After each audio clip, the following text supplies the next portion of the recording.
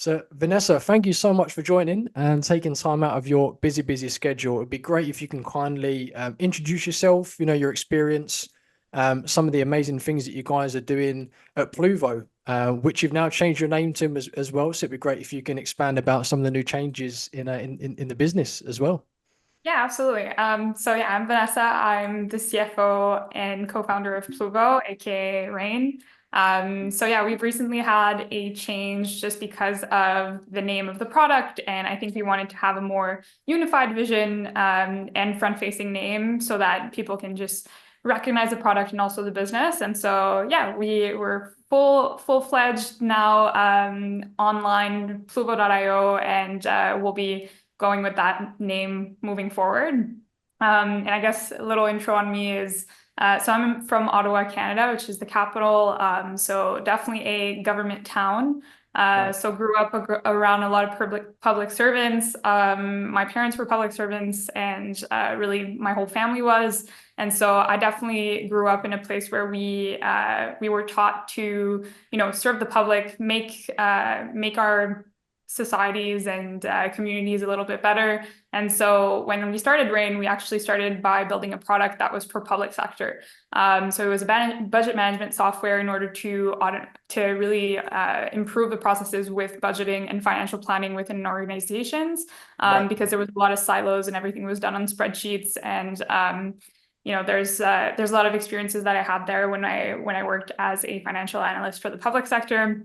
And so we built the product, we sold into the government of Canada. And eventually we realized that this was actually an issue in private sector as well. And so we went to the market, we interviewed over 300 CFOs to understand, their pain processes, what their pain points, and really what they were looking to improve and why they weren't necessarily satisfied with the products out there for financial planning on the market. And what we really saw was that people really didn't appreciate the fact that there was a lack of connectivity between strategic planning and financial planning. Right. And so we sought out to build a product that was a little bit more intuitive, that had a low learning curve, and was really great for connecting both strategic planning and financial planning in an organization. So that's what we do. So that's a little bit of a background on Rain. Wicked, perfect. So I guess having that background of being in the public service sector, having that around you, that puts you very much like customer focused, like putting their needs first, right? Puts you in that right Yeah. mindset. Yeah, absolutely. And I worked public sector, but then I went to private sector as well. And so I was in a large organization where I worked on a lot of financial transformation projects. But I really worked in an organization where we were serving our customers, which were the other stakeholders in the business. And so I've always been very customer service and customer focused. And I think it translates to how we build our product, how we are with our customers. It's really one of the core values of Rain is the interpersonal skills, but also being a good service to our clients. Right. Okay. Okay. What would be great to find out, is your experience because you're a founder and also a CFO. So I'd love to know how does that help you as a founder and as a business, and what kind of challenges does that bring to you personally doing both those roles? Yeah, of course. I think as a founder, you're always learning. I think there's extremely, incredibly big challenges at all times as well. It's a lot of work. And you have to learn emotional regulation as well. So not getting too excited or not getting too upset when things happen. And Hmm. so you really need to understand that sometimes you just gotta put those emotions a little bit to the side and to the back of Yeah. your head. And just, keep flowing, keep working, keep your head down. And I think that's the biggest thing that I've learned, definitely. I think it helps me because I have so much context, however. So I have so much context on the business because I'm so involved in the product and the customers and the sales. And so it really, and even fundraising. So it really gives me so much context to what we're actually doing. And it helps me forecast. It helps me have a really great grasp on our finances and our financial position, and evaluate the risks and opportunities and whatnot. And I'd say the downfall is the fact that I don't have as much time to do the CFO work as I wish I could. Yeah. So that's why automating processes as much as possible is really important. Well, I mean, and also I think that like, is there many of you as founders? Is it just yourself? Have you got a couple of you at Pluvo? Yeah, so we have two technical founders that have been with us since the beginning, and then there's my co-founder who's the CEO, Alex, who's very front-facing, helps with more of the sales, the fundraising, and whatnot. But then we have our technical founders more on the product side.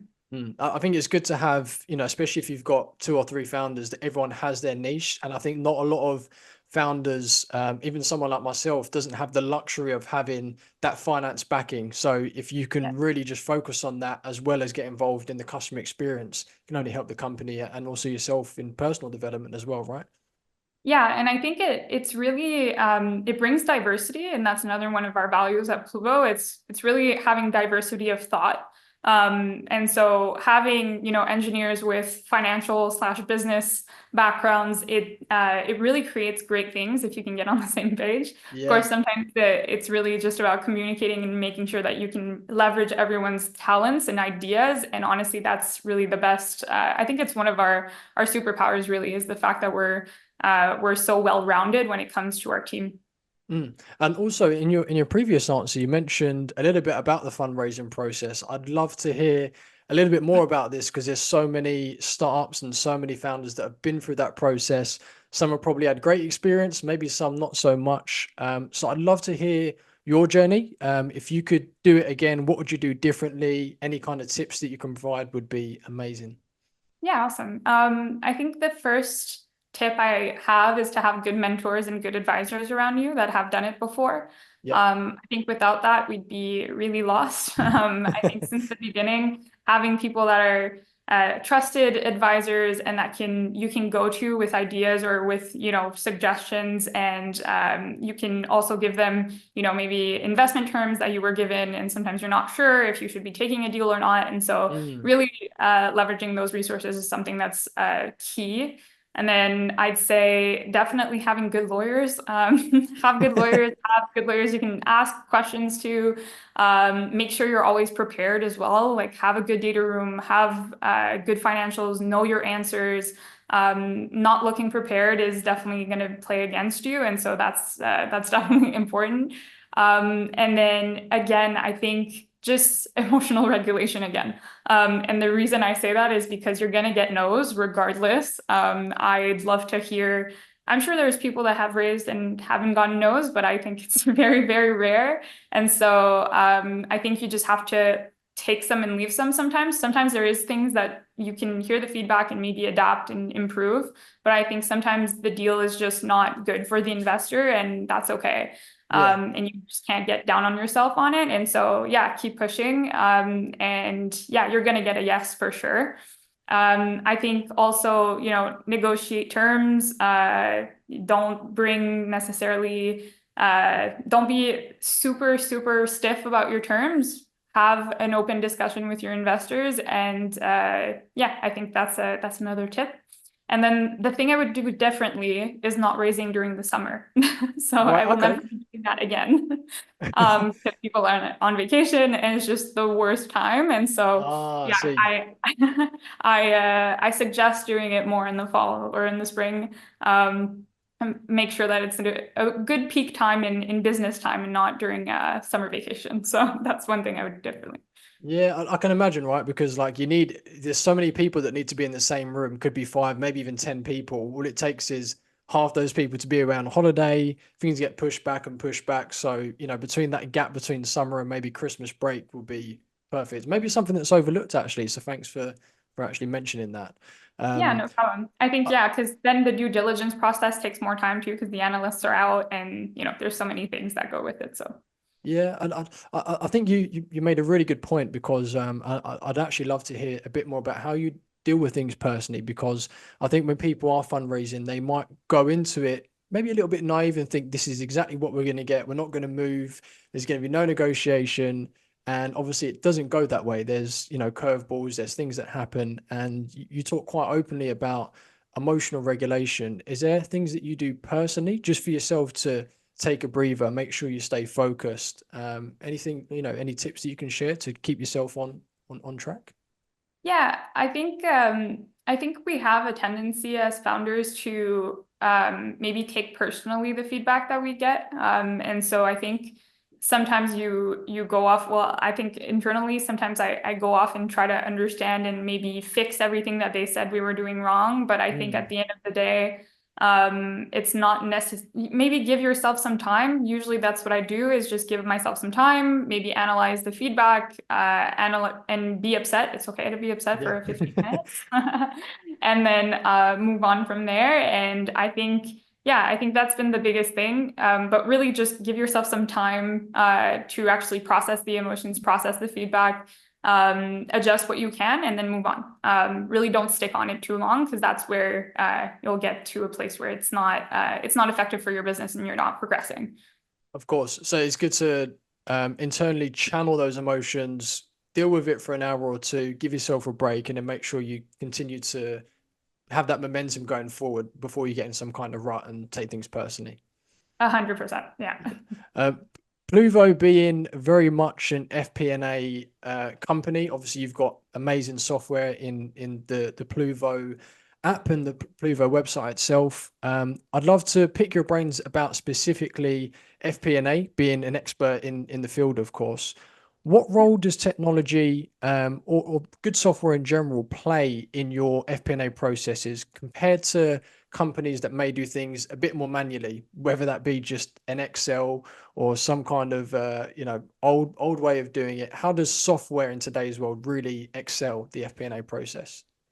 Yeah, so there's actually a really interesting research fact that we came about, and essentially it's known that $3.18 of every dollar that you spend on FP&A software in the first 3 years will come back to you. Oh wow. And so you're making more money by actually investing in these solutions. And I Mm. think from my perspective, technology is key. Again, being a founder and a CFO, I have to I have to automate essentially every single process that I can Of in order to course. save myself time, but also be agile. It's all about agility. It's about being able to stay on your feet, be able to provide information as quickly as possible, and be able to generate multiple scenarios, understanding how your business is moving, especially right now in terms of our economy and how the markets are moving. I think everything moves so fast. Things don't go according to plan. We need to be able to change our financial plans in a quick and efficient manner, and find solutions quickly. And so I think that's where financial planning really comes in and plays a huge role for that. So Mm. it's been a very big difference for us, and something that I think is increasingly important for businesses. And I think also another fact about the research that we came about was that manual processes and financial manual processes specifically are costing 60K or over 60K per a single small to medium sized enterprise per year. Mhm. And so you can think of the aggregate cost across all of these businesses. And so, yeah, it's increasingly important. And I think from my conversations with other CFOs more experienced than me, I think there is a feeling of wanting to change and wanting to implement new solutions. And I think almost there's kind of a people are over Excel for a Yeah. lot of what we do. It doesn't mean Excel is going to be replaced entirely. I think it's good for some use cases, but for the financial planning process, for the budgeting process, I think we should be using systems. Yeah, I think someone maybe, the more younger CFOs are probably naturally going to embrace some of the software. They're naturally looking for those solutions. I think maybe some Yeah. of the older generations possibly are stuck in their ways, may not realize that this kind of exists.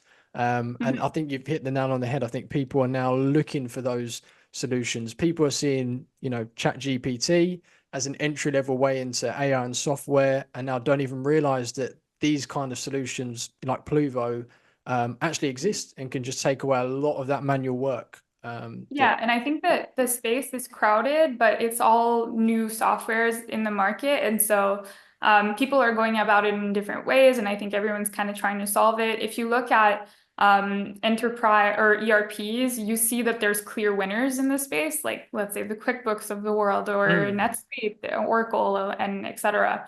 But there's really you can't necessarily name on top of your head where everyone knows this FP&A software that's the most popular in the space. Yes, the True. people that are in that space specifically know the top players, but you couldn't ask necessarily someone that doesn't have all of the financial acumen who those top players in the space are. And so I think that speaks to where we're at in the progression of those softwares.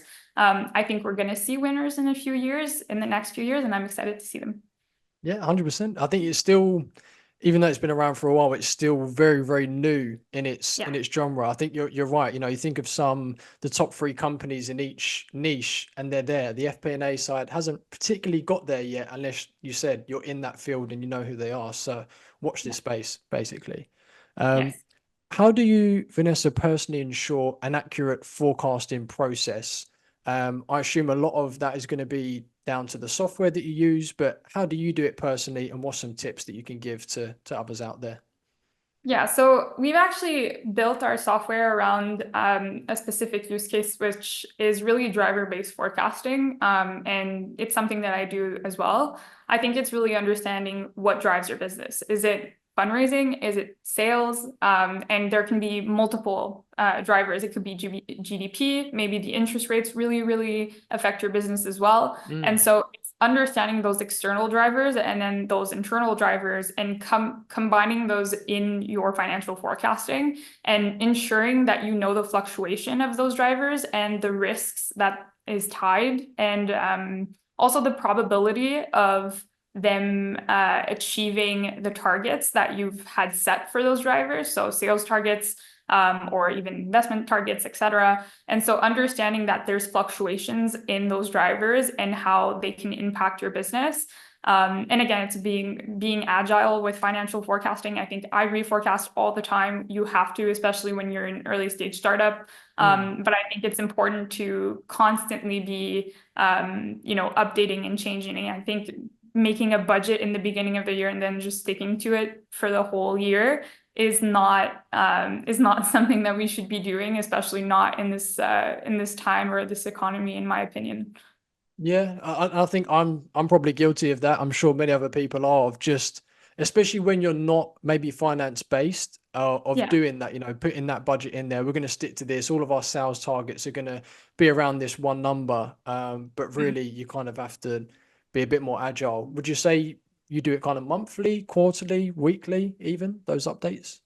Yeah, I think so definitely on a monthly basis, that's for sure. But I think it also speaks to the stage that we're at. I think it depends on your business. It depends on the fluctuations of your targets, your business, and what's going on. I think it can also be related to, how much you have a hold on your customer acquisition costs, how much money is costing you, how much loans are costing you. It can really be different from business to business, but I think from our perspective, it needs to be on a monthly basis. And even just having a really good hold on your financials are very, very important. And you should be looking at new opportunities at all times. That's our job as CFOs, I guess, but also as business owners, it's looking at what can you improve? How can we spend better? What are we using? What are we not using? Are we, wasting money? And so it's just important to look at and reforecast, rebudget, analyze. Yeah, I think a lot of that is it's all information that the shareholders are going to need, and also a lot of the VCs as well. If you've gone through Yeah. that, through that funding process, all stuff that's going to need to be reported. Which does bring me on to my next question of how do you personally communicate some of these complex financial information to the non-financial stakeholders, whether that be other founders, whether it be VCs? How do you go into a boardroom and present this information to them? Yeah, so we actually started the process by when we were fundraising, we started with just a regular pro forma that was on Excel. And I think halfway through our fundraising, we started just giving access to Pluvo. So we give them access to our financials. We created scenarios in there too. And we let them actually have access to the platform, go ahead, and they can actually create metrics if they'd like, or create a new chart, compare the scenarios that we've built in there. So it's nice for them because they have a tool that now they can actually analyze a few use cases within the performa that we're giving them, instead of having to, maybe make a copy, do some analysis in Excel, etc. Now they have kind of the automated legwork done for them from our end and from our software. And it gives them a little bit more perspective, but also I think it speaks to, now you have metrics, you have charts, you have dashboards. It's so much more visual. You have so much more data that you can access, and it's easy to really understand the financial position that we're in. So it's been great. It's really helpful, and it's helpful for us too, because updating our numbers is not as painful as it is in Excel, where you have to update your actuals, update your forecast. It's just updated automatically because each month it just rolls over, and we're pulling all our actuals from external systems regardless. And so that has been absolutely great. And then sharing financials with internal stakeholders, so they have access to their own budgets. So for example, my CTO has access to, his development budget, his hires, his hiring plans, and then same goes for our CEO. CEO loves to make all of the different scenarios that he wants to make. And so he can duplicate scenarios, he can create new ones, he can go ahead and live his best dreams out in Pluvo, and it's done in an easy manner, and it doesn't screw up the actual projections or the base scenario that we so that has been great and really helpful in terms of our internal processes and sharing financial information. Yeah, I'm just thinking about that actually. Like, imagine having that set in stone project done, giving that Excel to somebody, and they play around with it, mess it all up. You got to do it again. It could be an absolute nightmare. Yeah, But that I was find, always what was happening before, and he wasn't making copies, so he was just like screwing up everything. It's what it is, but now we don't have that problem anymore, so I'm very grateful. yeah, I find it interesting as well, because I'm putting myself in the role of that, that VC, or maybe that other member of staff, where you get an email with the report on, maybe access to a spreadsheet. There's a lot of manual work that has to go into putting yourself in the mindset, where do I find things? And I think Yeah. it's so interesting how now you can have software with your own login where everything is visual. You can see it Mhm. on the graph, it's a bit more colorful. And I think people like playing around with that rather than just having a lot of text in front of them on an email or an Excel. It's pretty much a game changer. It really is. And then you can, so we created dashboards for key metrics as well that investors or stakeholders are looking for. And so they can go and switch from dashboard to dashboard, look at our ARR, our MRR, our cost of goods sold, our profit margins, etc. Anything that they want to see, we've created a metric for, and we've Right. put everything on the dashboard where they can flip from dashboard to dashboard. They can even create a report if they'd like, and pull all our variances and put them in a report, and it's done in a few seconds. So that's great for investors that just want to understand a little bit more in terms of the financial position, instead of going to an Excel and kind of just trying to understand the model that's never in the same format. And Yeah. so yeah, I think it's really helpful, and people are appreciating it, and so are we. Yeah, I mean, obviously, you've just mentioned so many amazing tips and what software can do. How do you see the role of FP&A evolving in the next 5 to 10 years? Like, even just what you've said there is a game changer from someone that might have not thought that was possible 3 years ago. What are we going to see Mhm. now for the next 5 to 10 years? Yeah, I think kind of what I said at the beginning. I think we as a finance team are technically, our client is the organization, is the stakeholders. And I think that will change because we're not just doing backward reporting anymore. We're not just doing general analysis, because a lot of the work that we were doing will be automated, and that's just something that we need to kind of come to terms with. And so I think for FP&A and for the finance team generally, we're becoming more of a strategic partner in the organization. And what that means is we need to get to more be creative in terms of analyzing new markets and opportunities. It's also about, bringing a little bit more strategy to the table and understanding, what are the options? What can we really make out of these financials that we have or financial opportunities and combine more of the qualitative and the quantitative together rather than just looking at the quantitative. And I think it's going to allow us to make better analysis too. We're going to be able to pull so much data and have incredible insights. And so it's going to be more about understanding what data sets are important, what should we be looking at, what should we be seeking. And so it's going to be very different, but I think that's my opinion, but I'm really excited to see where it goes. But I don't think that the role will get replaced. I think it just evolves. And I think that's normal. I think I always say this, but accounting was kind of the same thing. You used to do accounting on paper. You used to then do it in Excel. And so eventually it moved to software. And so we always see this progression in industries. It doesn't mean that accountants don't still come to the table. And I think a lot of softwares are trying to automate bookkeeping, but I really haven't seen anyone do it properly yet. And I don't think that accountants are going anywhere. I think they will be sticking around for a long time, regardless of the technology. So. Yeah, I mean, even from some of the conversations I've had recently about AI, and there's a lot of like scaremongering that, it's going to replace jobs. And I think I kind of agree in the sense that really it's just going to be an aid. We're not at the stage where anything's being necessarily replaced. The software, the new tech is just going to get better and better just to make things easier, basically. Exactly. There's so many different like ERPs to use. Each one costs money, sometimes per user as well. What's your take on ERPs? Like, do you prefer an all-in-one, one for kind of each role? How do you streamline your particular process? Yeah, that's interesting. So I think I have a lot of experience with SAP. I really liked SAP.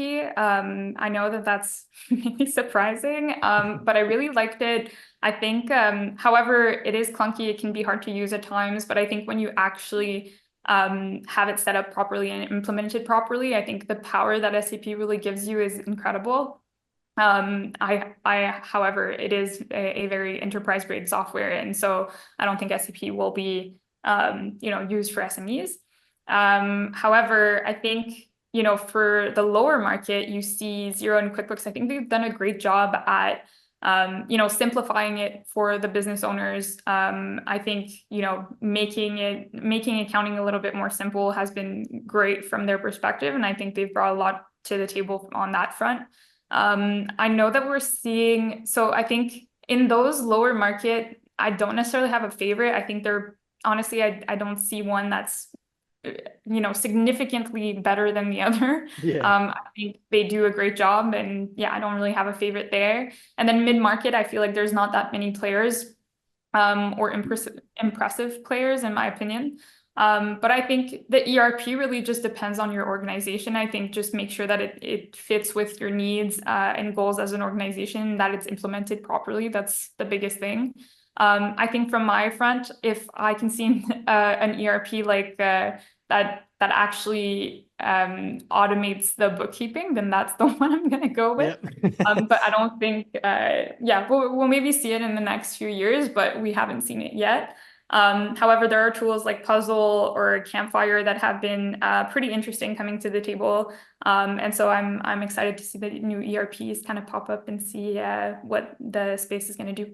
Yeah, and we've already seen the changes so far, even in FP&A, and I'm sure those will evolve as well over the next couple of years. Yeah. And we'll have to obviously see what comes. I'd like to do a bit of a quick fire round and just ask a few quick questions. What's the best business advice that you've ever received at the moment or in your journey so far? I think being a little, actually, you know what? It was probably from our advisors, and it was about pre-sales.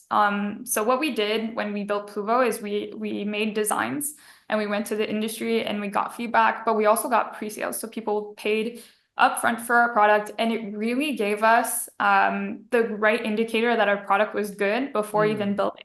And I think a lot of startups will do this, where they'll build a product without even going to the market or even trying to sell it. And so the best advice we ever got was that, because we got so much feedback in those early days before our product was even built, and we got the validation that what we were building, people were willing to pay for it.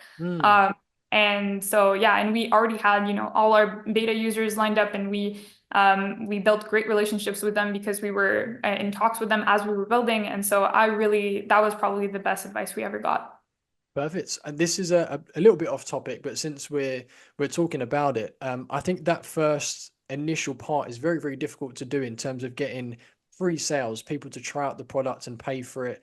What kind of way did you go about getting those first customers? Was it very much email based? Was it, through maybe different contacts that you had? Was it LinkedIn? You don't have to overshare, of course, but just a rough idea, because I think people would Yeah. love to know. No, so our first customers were all people that we had connections with in some capacity. So it Yep. was either a referral or it was someone that we met at an event. And so we tried to go to as many events as we could. We tried to get as many referrals and intros as we could. But I think for pre-sales and those early customers, you have no customer testimonials to share. You have Yeah.